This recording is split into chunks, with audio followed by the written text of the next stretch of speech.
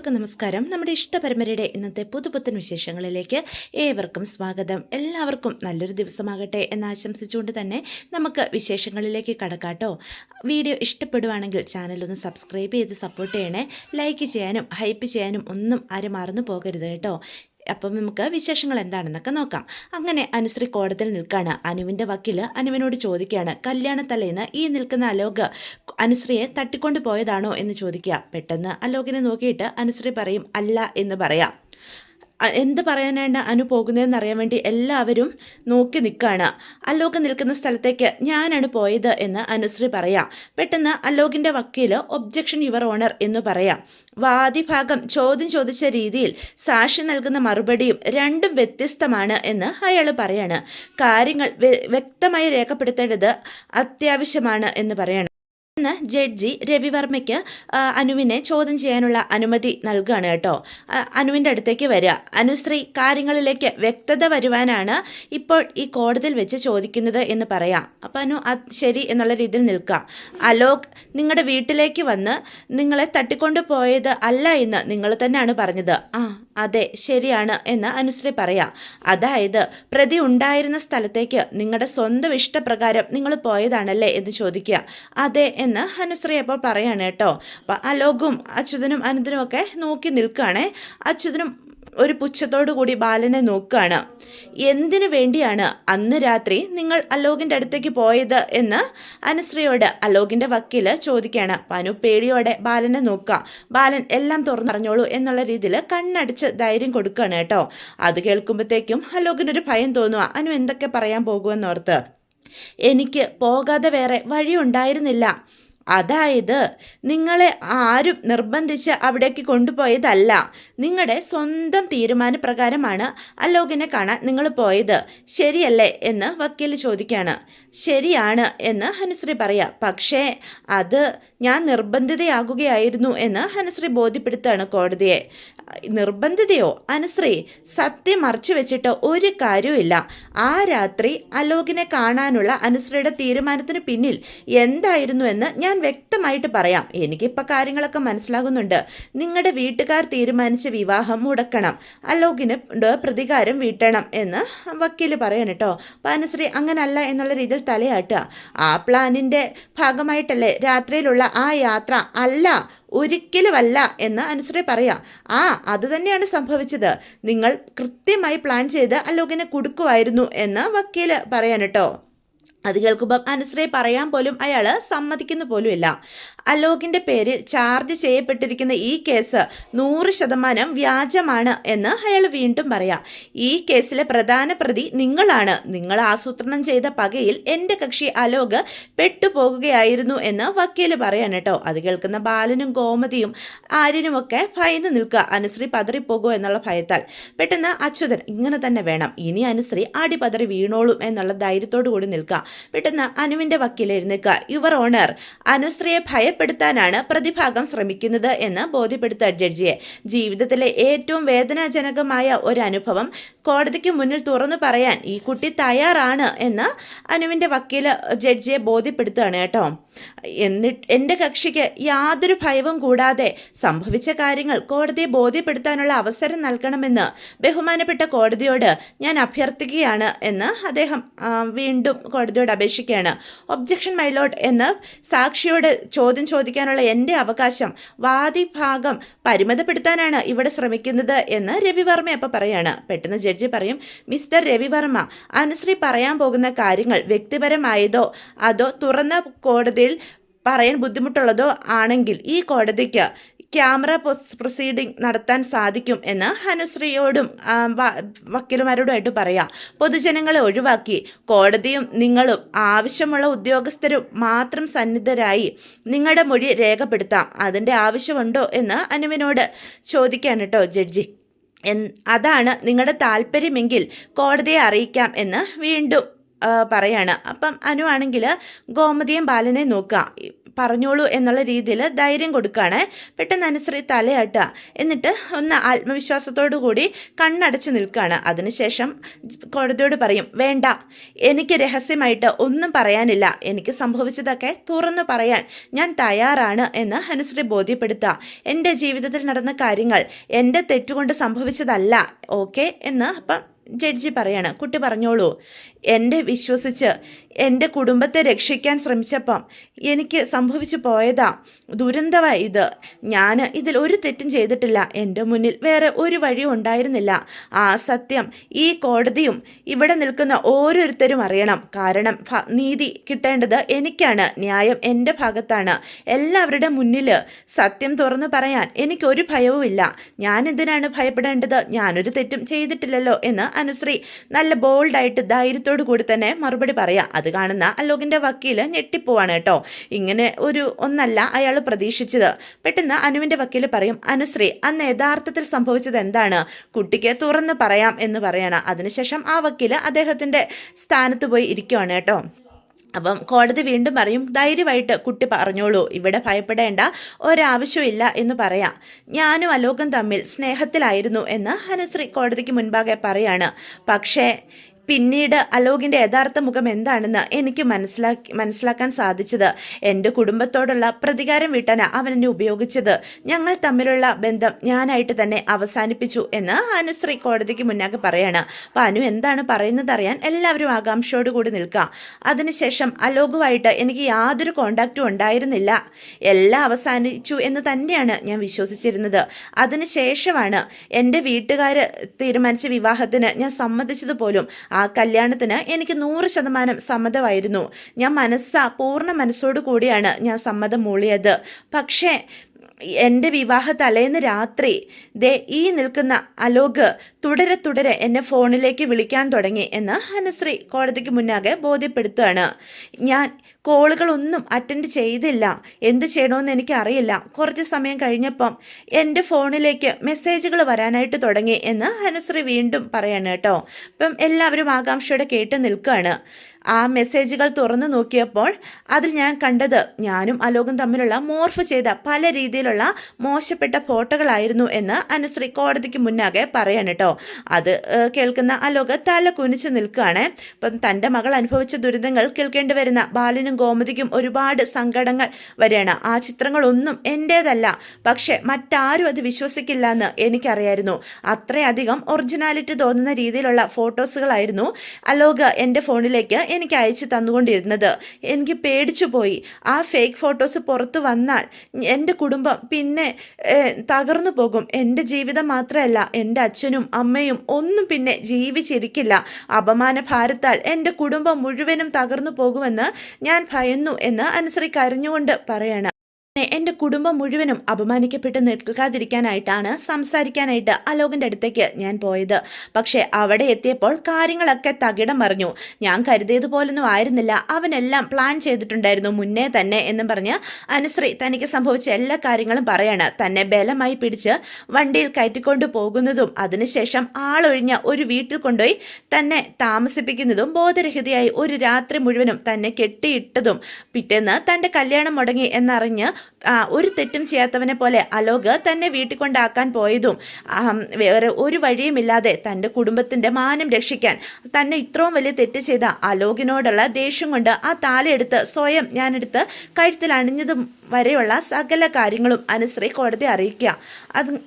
അങ്ങനെ എൻ്റെ കുടുംബത്തെ അപമാനത്തിൽ നിന്ന് രക്ഷിക്കാൻ ആ നിമിഷം എനിക്ക് തോന്നിയ ഏക വഴി അതായിരുന്നു.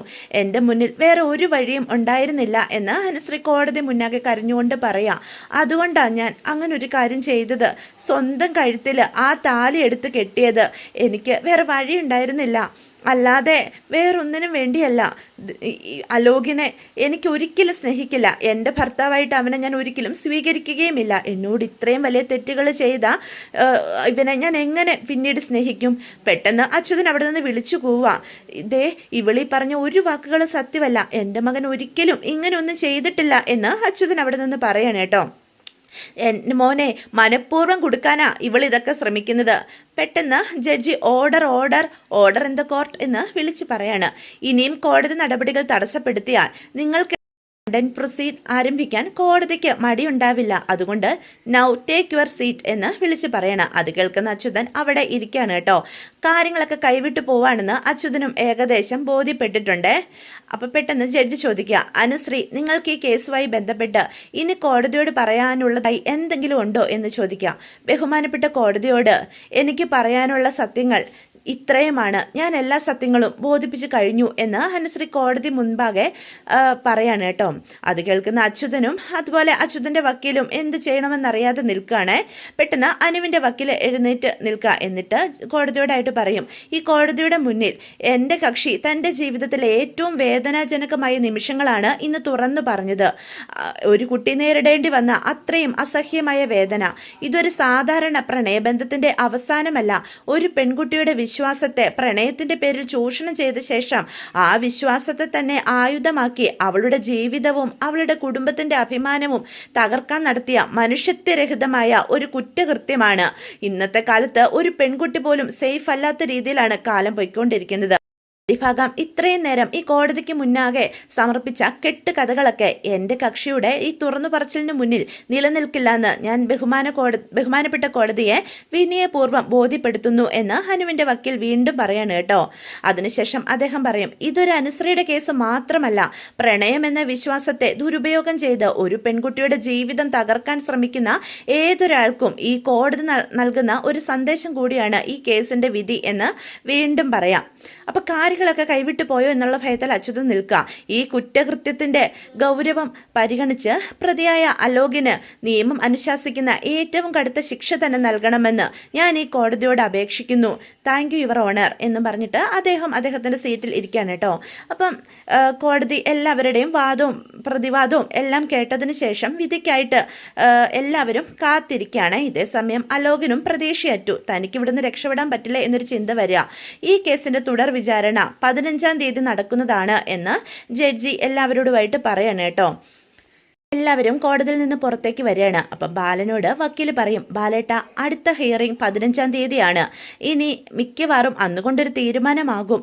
അപ്പം 15-ാം തീയതി വിധി പറയൂ വക്കീലെ എന്ന് ഗോമതി ചോദിക്കാം. ചേച്ചി, അതിപ്പോൾ ഉറപ്പിച്ച് പറയാൻ പറ്റില്ല. 15-ാം തീയതി എന്തായാലും ഹിയറിംഗ് നടത്തും. അന്ന് തന്നെ മിക്കവാറും വിധിയും ആയേക്കാം.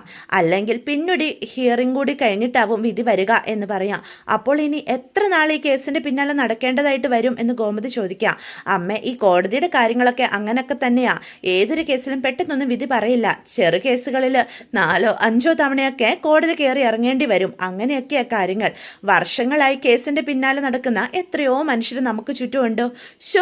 ഇനി ഈ കേസും വിധി പറയാൻ വർഷങ്ങളായാലോ എന്ന് ഗോമതി വളരെ ടെൻഷനോട് കൂടി ചോദിക്കാം. അപ്പോൾ ബാലൻ പറയും, ഗോമതി, വക്കീൽ അങ്ങനെയാണോ പറഞ്ഞത്? എന്തായാലും അടുത്ത 15-ാം തീയതി കേസ് വിളിക്കൂലോ, നമുക്ക് നോക്കാന്നേ, നീ ടെൻഷൻ അടിക്കാതെ ഇരിക്കുക എന്ന് പറയാം. പെട്ടെന്ന് വക്കീൽ പറയും, ചേച്ചി, നിങ്ങൾ വിഷമിക്കണ്ട. അനുശ്രീയുടെ മൊഴി കോടതിക്ക് ബോധ്യപ്പെട്ടിട്ടുണ്ട്. ആ അടുത്ത ഹിയറിങ്ങിലും മോൾ ഇന്ന് പറഞ്ഞതുപോലെ തന്നെ ബോൾഡായിട്ട് പറയണം. മനസ്സിലാകുന്നുണ്ടോ ഞാൻ പറഞ്ഞു തരുന്നത്? അപ്പം ശരി സാർ എന്ന് പറയാം. ഒന്ന് മാറ്റി പറയല്ലേ. ഇതുപോലെ തന്നെ മുന്നോട്ട് പോയാൽ ഈ കേസ് നമ്മൾ തന്നെ ജയിക്കും എന്ന് അനുശ്രീയോട് വക്കീൽ പറയാണ് കേട്ടോ. ഇതേസമയം പോലീസുകാർ അലോകിനെയായിട്ട് വീണ്ടും ജയിലിലേക്ക് പോകാനായിട്ട് പുറത്തേക്ക് ഇറങ്ങി വരികയാണ്. അപ്പം അനുശ്രീയും അച്ഛൻ്റെയും അമ്മയുടെയും ഏട്ടനും കൂടി അവിടെ നിൽക്കുന്നത് അലോകിൻ്റെ ശ്രദ്ധയിൽ പെടുന്നുണ്ട്. അപ്പം അലോകിനെ അവിടെ നിർത്തിയിട്ട് പോലീസുകാർ വണ്ടിയുടെ ഡോറൊക്കെ തുറക്കാനായിട്ട് ശ്രമിക്കുക. പെട്ടെന്ന് അലോക് പുറം തിരിഞ്ഞ് നോക്കുവാണ് കേട്ടോ. അപ്പം അനുശ്രീ അവിടെ നിൽക്കുന്ന കാണുമ്പം അവളോട് പോയി ഒന്ന് സംസാരിക്കണോ നോക്കുക. എല്ലാ പോലീസുകാരും ഓരോരോ കാര്യത്തിൽ ശ്രദ്ധിച്ച് നിൽക്കുക. അലോകിനെ പെട്ടെന്ന് ശ്രദ്ധിക്കാത്തത് കൊണ്ട് തന്നെ അവൻ ഓടി അനുവിൻ്റെ അടുത്തേക്ക് ചെല്ലുകയാണ് കേട്ടോ. അലോകിൻ്റെ കൈകളിൽ വിലങ്ങ് വെച്ചിട്ടുണ്ടോ. അയ്യോ ബാലട്ട, ദേ അവൻ വരുന്നു എന്ന് പറഞ്ഞ് ഗോമതി പെട്ടെന്ന് ബാലൻ്റെ കയ്യിൽ കയറി പിടിക്കുക. ആര്യനപ്പം അനുവിൻ്റെ മറഞ്ഞു നിൽക്കുകയാണ് കേട്ടോ. ആര്യ, ഞാൻ പ്രശ്നം ഉണ്ടാക്കാനൊന്നും വന്നതല്ല എന്ന് അലോകപ്പം ആര്യനോട് പറയാം. പെട്ടെന്ന് ബാലൻ പറയും, ആര്യ, നീ മാറി നിൽക്കുക എന്ന് പറയാം. ബാലൻ അങ്ങനെ പറയുമ്പം അനുവിൻ്റെ മുന്നിൽ നിന്ന് ആര്യ മാറി നിൽക്കുക. പെട്ടെന്ന് അനുവിൻ്റെ നേരെ അലോക് വന്ന് നിൽക്കുക. അനു, ഞാൻ നിന്നെ ഒരുപാട് വേദനിപ്പിച്ചിട്ടുണ്ട് എന്ന് പറയാം. നീ എന്നോട് ക്ഷമിക്കണം എന്ന് അലോക് മനസ്സ് തുറന്ന് പറയാൻ കേട്ടോ.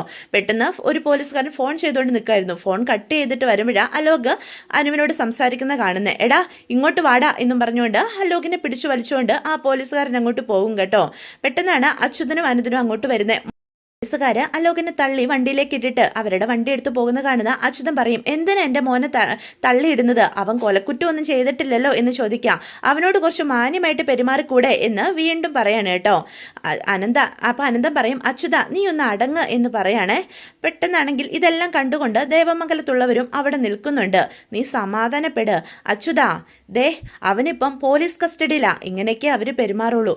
നമ്മൾ അവരോട് കയർത്താൽ ആ ദേഷ്യം മുഴുവനും അവർ തീർക്കുന്നത് അവൻ്റെ മേലായിരിക്കും. അത് നീ മറക്കണ്ട. അതുകൊണ്ട് കുറച്ച് ദേഷ്യം നിയന്ത്രിച്ച് നിൽക്കാൻ പഠിക്കുക എന്ന് പറയാം. പെട്ടെന്ന് വക്കീൽ അങ്ങോട്ട് വരിക. സാർ, എന്തൊക്കെയാണ് ഇവിടെ നടക്കുന്നതെന്ന് അച്യുതൻ ചോദിക്കുക. എനിക്കൊന്നും മനസ്സിലാകുന്നില്ല. ദേ അടുത്ത 15-ാം തീയതി എൻ്റെ മോൻ പുറത്തിറങ്ങിയിരിക്കണം എന്ന് പറയാം. നിങ്ങൾ ധൈര്യമായിട്ട് ഇരിക്കൂ. അടുത്ത ഹിയറിങ്ങിൽ അലോക് നിരപരാധിയാണെന്നുള്ള കാര്യം നമ്മൾ കോടതിയെ ബോധ്യപ്പെടുത്തും. നിങ്ങളിപ്പോൾ സമാധാനമായിട്ട് പൊയ്ക്കോളൂ എന്ന് അവരുടെ വക്കീൽ പറയണം കേട്ടോ. അപ്പോൾ അനന്തനൊന്നും പറയാതെ അവിടെ നിൽക്കുക. പെട്ടെന്ന് വക്കീൽ അവരുടെ യാത്ര പറഞ്ഞ് അവിടെ നിന്ന് അങ്ങോട്ട് പോവുകയാണേ. അപ്പോൾ വക്കീൽ പോകുന്നത് നോക്കി അനന്തനും അച്യുതനും അവിടെ നിൽക്കുകയാണ്. അപ്പം അനന്തൻ പറയും, അച്യുതാ വാ നമുക്ക് പോകാം, നീ ഇങ്ങോട്ട് വന്നേ എന്ന് പറയാം. അപ്പം ബാലനെ സൂക്ഷിച്ചു നോക്കിയാണ് നിൽക്കുന്നത് കേട്ടോ. അപ്പം അച്യുതനെ നിർബന്ധപൂർവ്വം പിടിച്ചുകൊണ്ട് പോവാം. പെട്ടെന്ന് വക്കീൽ പറയും, മോളെ അവൻ നിന്നോടിപ്പോൾ കാണിച്ച സെൻറ്റിമെൻറ്റ്സ് ഒന്നും നീ വിശ്വസിക്കരുത് എന്ന് പറയാം. ശിക്ഷ കിട്ടുമെന്ന് ഉറപ്പാകുമ്പം പല പ്രതികളും ഇങ്ങനെയുള്ള പല നമ്പറുകളും കാണിക്കും. അതിലൊന്നും വീണു പോകല്ലേ എന്ന് വക്കീൽ പറഞ്ഞു ബോധ്യപ്പെടുത്തുക. ബാലേട്ടാ നിങ്ങളെന്നാ പൊയ്ക്കോ. കേസിൻ്റെ തലേ ദിവസം 14-ാം തീയതി മോളെയും കൂട്ടി എൻ്റെ ഓഫീസ് വരെ ഒന്ന് വരണം എന്ന് ബാലനോട് പറയാം. കേസിൻ്റെ ചില കാര്യങ്ങൾ ഒന്നുകൂടി ഒന്ന് പറഞ്ഞു തരാനുണ്ട്. ശരി വക്കീലെ, ഞങ്ങളന്ന് വന്നോളാം എന്ന് ബാലൻ അപ്പം വക്കീലിനോട് പറയാം. അദ്ദേഹവും അവിടെ നിന്ന് അങ്ങോട്ട് പോവാണ് കേട്ടോ. വക്കീൽ പോയി കഴിയുമ്പം ബാലൻ നമ്മുടെ അനുവിനോട് പറയും, മോളെ വക്കീൽ പറഞ്ഞത് കേട്ടല്ലോ, അവൻ നിന്നോട് ഇപ്പോൾ ക്ഷമ ചോദിച്ചതൊന്നും നീ വിശ്വസിക്കരുത് എന്ന് പറയാം. ഇല്ലച്ച എന്ന് ഹനുശ്രീ അപ്പം പറയാം. ആരിനും പറയും, മോളെ നിന്നെ കൺഫ്യൂസ്ഡ് ആക്കാൻ വക്കീൽ ഉപദേശിച്ചു കൊടുത്ത ബുദ്ധി അത്.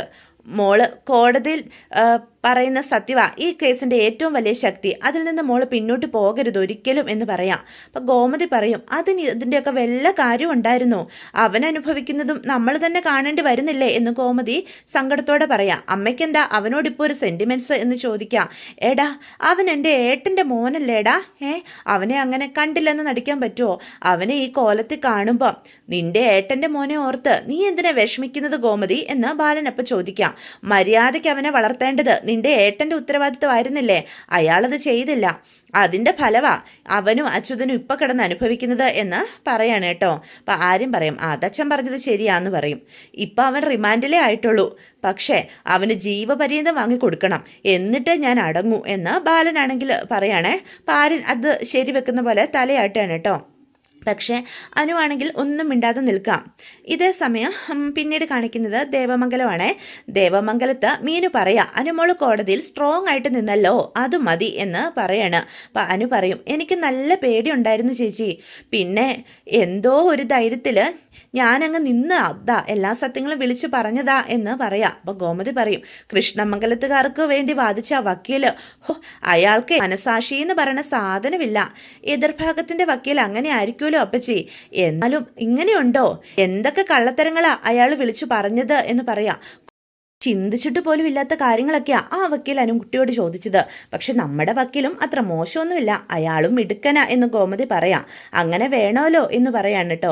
നിന്നെ കണ്ടപ്പം അലോകിൻ്റെ പ്രതികരണം എന്തായിരുന്നു എന്ന് മിത്ര ചോദിക്കാം. മീനു പറയും, എന്ത് പ്രതികരിക്കാൻ എന്ന് പറയാം. അപ്പോൾ ഗോമതി പറയും, അവൻ്റെ കാര്യം ഒന്നും പറയണ്ട, എന്തു പറ്റി അമ്മയ്ക്കൊരു സങ്കടം? സത്യം പറഞ്ഞാൽ എനിക്ക് കഷ്ടം തോന്നി എന്ന് ഗോമതി വീണ്ടും പറയാണ്.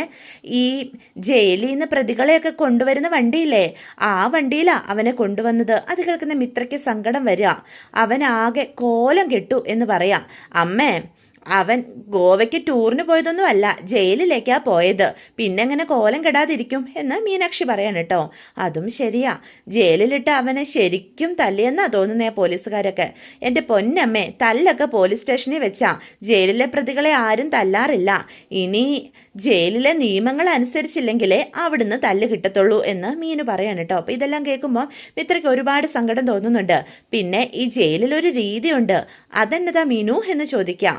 അത് ജയിലിലെ പഴയ തടവുകാരില്ലേ, പുതിയ തടവുകാർ വരുമ്പം അവരെ പഴയ തടവുകാർ അടി കൊടുത്തിട്ടാണ് ജയിലിലേക്ക് സ്വീകരിക്കുന്നത്. അതിനെ നടയടി എന്നാണ് പറയുന്നത് അങ്ങനെയൊക്കെ ഉണ്ടോ? അപ്പം മിത്ര ചോദിക്കും, ഇത് ഇത്ര കൃത്യമായിട്ട് മീനു ചേച്ചിക്ക് എങ്ങനെ അറിയാം? ഞാനിങ്ങനെ പറഞ്ഞു കേട്ടിട്ടുണ്ട്, പിന്നെ സിനിമയിലും കണ്ടിട്ടുണ്ട്, അല്ലാതെ ഞാനിതൊക്കെ എങ്ങനെ അറിയാനാ? മീനു പറയുന്നത് ശരിയാണെന്ന് എനിക്ക് തോന്നുന്നേ എന്ന് ഗോമതി പറയും. അവന് ശരിക്കും തല്ല് കിട്ടിയിട്ടുണ്ട്, അതിൻ്റെ ലക്ഷണങ്ങൾ കാണാനുണ്ട്. അവൻ ആഹാരമൊന്നും കഴിക്കാറില്ലെന്നാണ് തോന്നുന്നേ, ആകെ കോലം കെട്ടു, ശരിക്കും മെലിഞ്ഞു പോയി എന്ന് ഗോമതി വീണ്ടും പറയാം. അമ്മയ്ക്ക് എന്തിനാ ഇവനോട് ഇത്രയ്ക്ക് സെൻറ്റിമെൻറ്റ്സ്? അത് തന്നെയാണ് ഞാനും ആലോചിക്കുന്നത് എന്ന് ഹനു അപ്പം പറയാം. എത്രയായാലും എൻ്റെ ഏട്ടൻ്റെ മോനല്ലേ, അവനെ കണ്ടില്ലെന്ന് നടിക്കാൻ പറ്റുമോ? ശരി, അപ്പം ഇതാരാ? ഇത് അമ്മയുടെ മോളല്ലേ എന്ന് അപ്പം മീന് ചോദിക്കാം. അമ്മയുടെ മോളുടെ അടുത്ത് അവൻ ചെയ്തത് അമ്മയ്ക്ക് ക്ഷമിക്കാനായിട്ട് സാധിക്കുമോ? അത് തന്നെ എനിക്കും അറിയേണ്ടത് എന്ന് അനു അപ്പം ചോദിക്കാം. അപ്പം ഗോമതി മറുപടി ഇല്ലാതെ നിൽക്കുക. എന്തേ ഇപ്പോൾ ഒന്നും പറയാനില്ലേ എന്ന് ചോദിക്കാം. അനുവിനോട് അവൻ ചെയ്തതൊന്നും ക്ഷമിക്കാനോ പൊറുക്കാനോ പറ്റുന്ന കാര്യങ്ങളൊന്നും അല്ല എന്ന് ഗോമതി പറയാം. പക്ഷേ ഒരു മനുഷ്യൻ അവൻ്റെ ഏറ്റവും മോശം അവസ്ഥയിൽ കാണുമ്പം നമ്മുടെ മനസ്സിൽ നിന്ന് അലയില്ലേ, ആ സങ്കടമാണ് എനിക്കും വന്നത് എന്ന് പറയാം. അവനാകെ കോലം കെട്ടത് കണ്ടപ്പം എനിക്ക് സങ്കടം വന്നു. സത്യം പറഞ്ഞാൽ അവനെ അങ്ങനെ കണ്ടപ്പം എൻ്റെ ശങ്കൊന്ന് പെടഞ്ഞു. ഒന്നുമല്ലേലും അവനും എൻ്റെ രക്തമല്ലേ. അല്ലേ, അമ്മയുടെ ശങ്കു പെടേണ്ടത് എന്ത് കാര്യമുള്ളത്? എന്നെ പോലീസ് സ്റ്റേഷനിൽ കയറ്റി കള്ളക്കേസ് കൊടുക്കാൻ നോക്കിയവനാ, അതിൻ്റെ അവനിപ്പോൾ അനുഭവിക്കുന്നത്. അനുഭവിക്കട്ടെ എന്ന് പറയാൻ കേട്ടോ മീനാക്ഷി. അപ്പം മിത്രയ്ക്കും ഗോമതിക്കും ഇതൊന്നും ഇഷ്ടപ്പെടുന്നില്ലേ. മിത്രയ്ക്കും ഒരുപാട് വേദന വരിക, കണ്ണൊക്കെ നിറയാം. മിത്ര പെട്ടെന്ന് അവിടെ നിന്ന് അങ്ങോട്ട് എഴുന്നേക്കുക. നീ എങ്ങോട്ടാ എന്നപ്പം മീന് ചോദിക്കുക. അത് ഞാൻ ഇപ്പം വരാം, ഒരു ഗ്ലാസ് വെള്ളം കുടിച്ചിട്ട് വരാം എന്ന് പറഞ്ഞ് മിത്രയും അവിടെ നിന്ന് അങ്ങോട്ട് പോവാണ് കേട്ടോ. തെറ്റ് ചെയ്തവർക്ക് എന്തായാലും അതിൻ്റെ ശിക്ഷ കിട്ടുക തന്നെ വേണം എന്ന് വീണ്ടും നമ്മുടെ മീനാക്ഷി പറയാണ്. അവൻ ചെയ്തതിൻ്റെ ഫലമാണ് അവനിപ്പോൾ കിടന്ന് അനുഭവിക്കുന്നത്. അനുഭവിക്കട്ടെ അമ്മേ, അവൻ ശരിക്കും അനുഭവിക്കണം, എന്നാലേ അവൻ പഠിക്കുള്ളൂ എന്ന് പറയാം. അപ്പം മീനാക്ഷിയുടെ ഈ വാക്കുകളൊക്കെ കേൾക്കുമ്പോൾ മിത്രയ്ക്ക് ശരിക്കും സങ്കടം വരുന്നുണ്ടേ. തൻ്റെ സഹോദരനാണ്, അവൻ ഇങ്ങനൊരു അവസ്ഥയിൽ വരണമെന്ന് ഒരിക്കലും മിത്രയും ആഗ്രഹിക്കുന്നില്ല. അപ്പം മിത്രയ്ക്കും ഗോമതിക്കും ഈ കേസ് എങ്ങനെയെങ്കിലും പിൻവലിക്കണം എന്നുള്ള ആഗ്രഹമൊക്കെ മനസ്സിലുണ്ട്. അതോടുകൂടി ഇന്നത്തെ എപ്പിസോഡും അവസാനിക്കും. അപ്പോൾ എല്ലാവർക്കും ഗുഡ് ബൈ.